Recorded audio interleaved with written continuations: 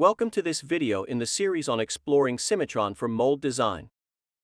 In this video, we will be discussing the setup table feature of Cimatron.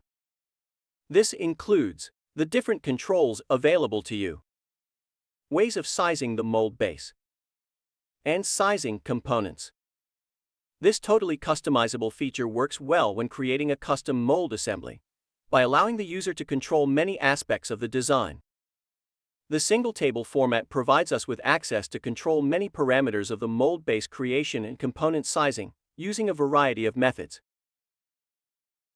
We are going to start off with our parting surface part where we left off in the last video, with our core locks added and our parting surface part, so we recommend you watch the previous video in this series first. We have our split part and core locks in position. Here is the core half. You can see the core block and the plates. We can see the corner locks are sized to the block already. This is because the corner locks are featured in the setup table. We open the setup table from this menu item. There are sections that control the top view, containing things like length, width, as well as other parameters. The corner locks have their own section of the setup table. This data was brought in as part of the component and automatically populates the setup table. Here we can control things like the height, as well as the length, width, and angle of our corner locks. We have other sections like cavity, core side, and ejector to control things like the plate thicknesses, rail widths, and ejector stroke. We can also control our core and cavity overlap to ensure we have enough material to machine.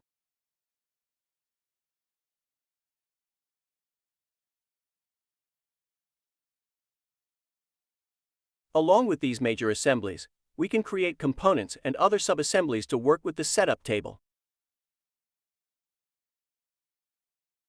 Within these sections, we get a dialog box detailing the parameters we can change. For example, for the top view, we can change the length and the width, as well as some plate overhang parameters.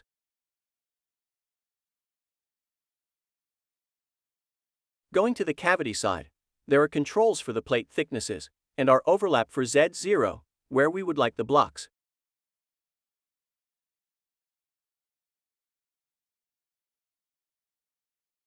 Back in the top view, we can click on the length to see it is driven by a formula.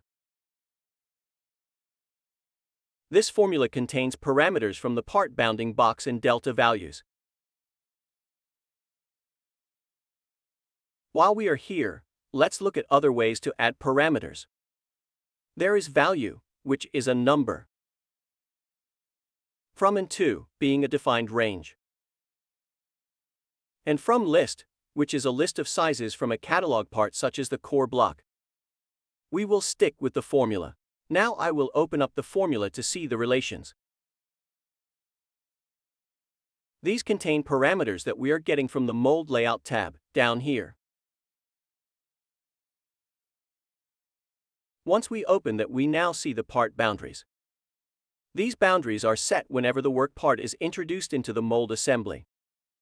Even if multiple work parts are brought in, the system will set one boundary for all of them. Here we can see the bounding data area has been filled in and cannot be edited. We can, however, change these delta values.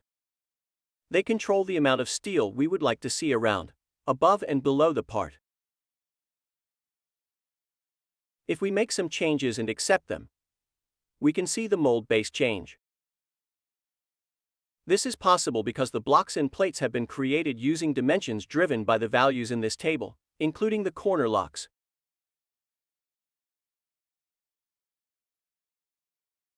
Let's take a closer look at the mold. We see there is not enough core steel to accommodate the part. Inside the setup table is a parameter to adjust the placement of the core block. Here it is called core overlap. By changing the Z height here, I can adjust the placement of my core block, which will update the rest of the assembly. Having this control through the setup table enables you to move multiple components in a single operation, and not have to worry about adjusting the placement of many items.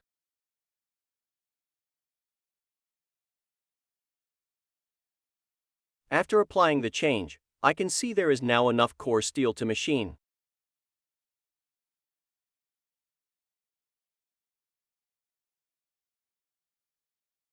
We will look at the cavity and change the cavity overlap as well.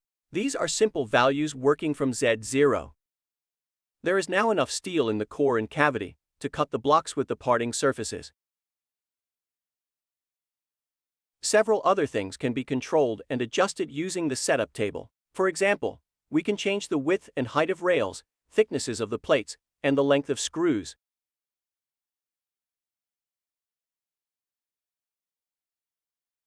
Also notice the other components such as screws, guide pins, and pillar supports automatically make adjustments.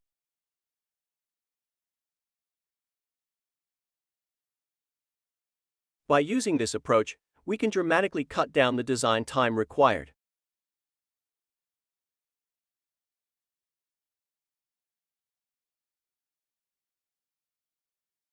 Thank you for reviewing this presentation, and look out for other videos in this series.